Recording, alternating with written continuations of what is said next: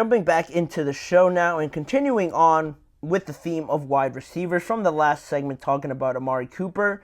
Now we're talking about De'Von Achane with the Miami Dolphins. I know he is a running back. What the heck am I talking about? Well, that is where this story now comes up with the Miami Dolphins, and it's no secret they have a very talented roster, a very talented offense in the skill-based position players that they have with Raheem Mostert, Tyreek Hill, Jalen Waddle, OBJ now coming over.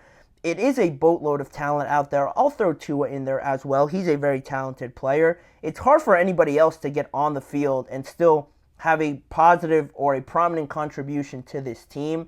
That's where De'Von Achane comes in. You know, as a rookie, he still performed very well. Had a very good rookie season, actually. Recording 800 yards, 8 touchdowns, added almost 200 receiving yards to that. So really a 1,000-yard from scrimmage year for Achane in that first year as a rookie, and only had 27 receptions. To record almost 200 yards is pretty efficient, to say the least, and what tops it all is his speed. He's extremely fast, as if the Miami Dolphins needed more speed out there with Hill, Waddle, and Raheem Mostert.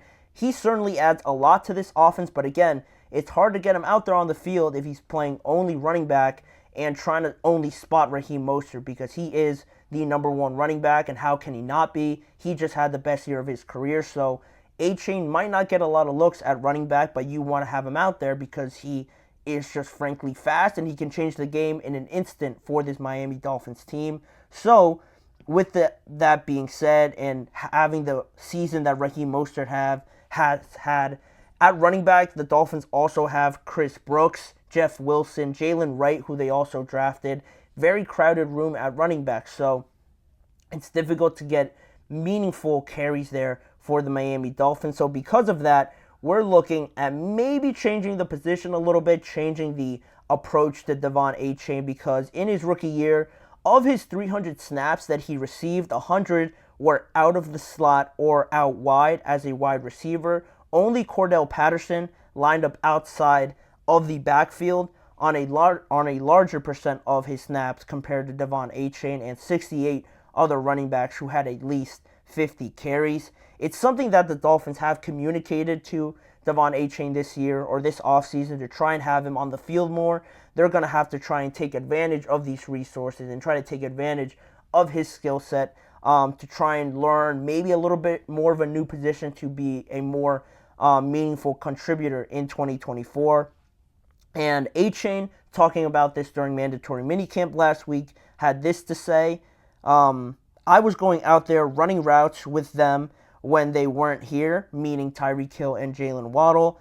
I did that with them. Basically, why not? Our receiver room is one of the greatest, and if I want to do the stuff they want me to do, might as well take tips and learn from them. And head coach Mike McDaniels has also mentioned previously that Achane's familiarity with the team's offense, more so now in his second year, allows him and allows the team to try and experiment with him at the wide receiver position. And I think it's a great strategy. It's a great resource to use, especially, like De'Von Achane said, learning from a Tyreek Hill. Similar build there, by the way, because Achane, I don't know exactly how they measure with each other in terms of height, but they almost look the same out there.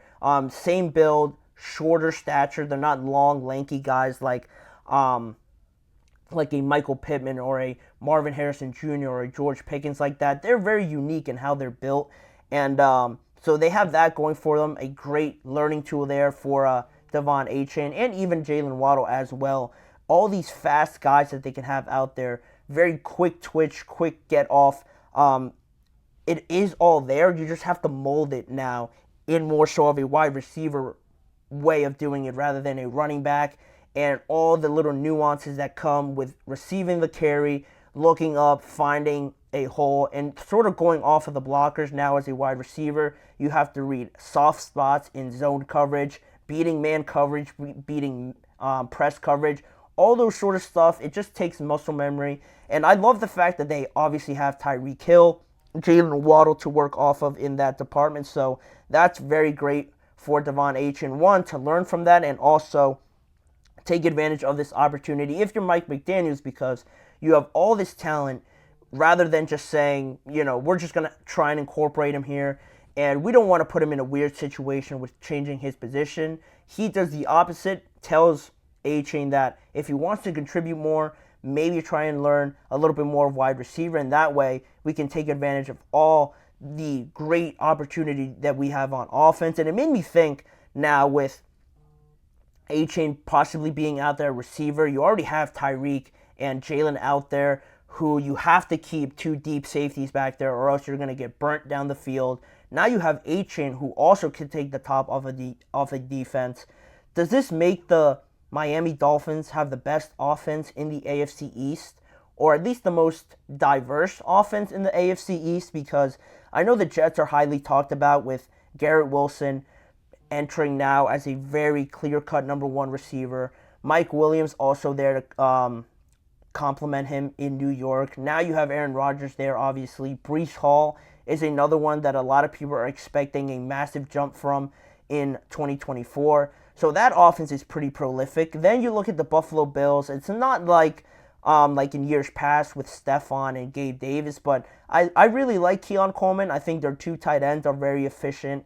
And Khalil Shakir, that's who I couldn't think of yesterday. Khalil Shakir is another wide receiver that they use very well in their offense, and it just fits what they're trying to do. So they don't have a bad offense. They have a different one that's pretty efficient as well. So now you look at the Miami Dolphins, and I would certainly say, in my opinion, I think they have definitely the most diverse, the one that you could do a lot with that isn't very typical of many offenses around the NFL, just based off the fact that you could line up Tyreek Hill anywhere. They have probably the most amount of motion in the league, I would have to guess. If it's not the 49ers and if it's not the Chiefs, like I mentioned in the last video, I would have to guess it would be the Miami Dolphins just because Mike McDaniel comes from that system. So you can line up Tyreek anywhere. Jalen can line up anywhere.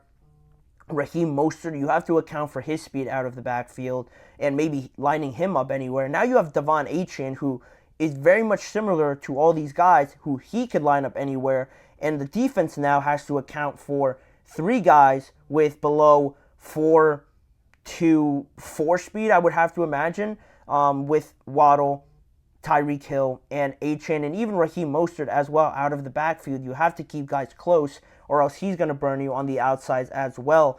So it's going to be a nightmare, and I think just based on that reason and the fact that you can't teach speed, when you have speed out there, I haven't been out there with people, with human beings as fast as these guys, but I can only imagine what it feels like seeing having Tyreek Hill right in front of you, trying to put your hands on him, and then one quick move, and he gains 20 to 15 yards of separation in probably like 3 to 2 seconds. It's insane what just speed alone can do for a wide receiver and how much better it can make you out there. Achane already has that to his benefit just naturally as an athlete, so just trying to learn the little nuances is going to take time, but I'm very excited to see this for the Miami Dolphins, how creative they get in using Achane, Tyreek, and Jalen Waddle out there. I would probably say they have the best offense in the AFC East. Does that make them the favorites in the AFC East? Not for a lot of people, but I think, to me, I would put them first in the AFC East this year. I really like how their offense is built.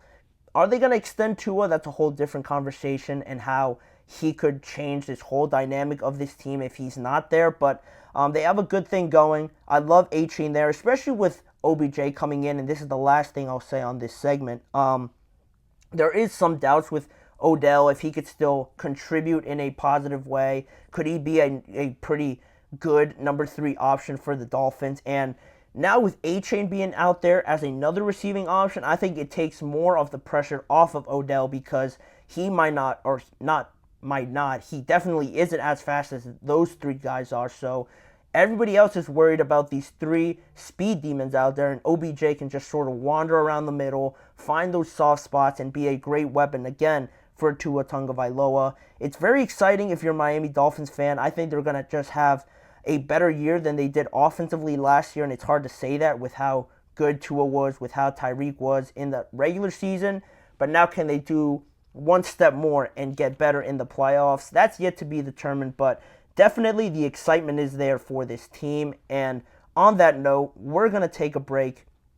And when we return after this ad break, we're going to come back and talk about just a recap of the best remaining free agents out there, the top 5 remaining free agents and where I think they best fit and what they could bring to a team if they were to be signed in the remainder of this offseason. So don't go anywhere. We have one more segment to get to after this break.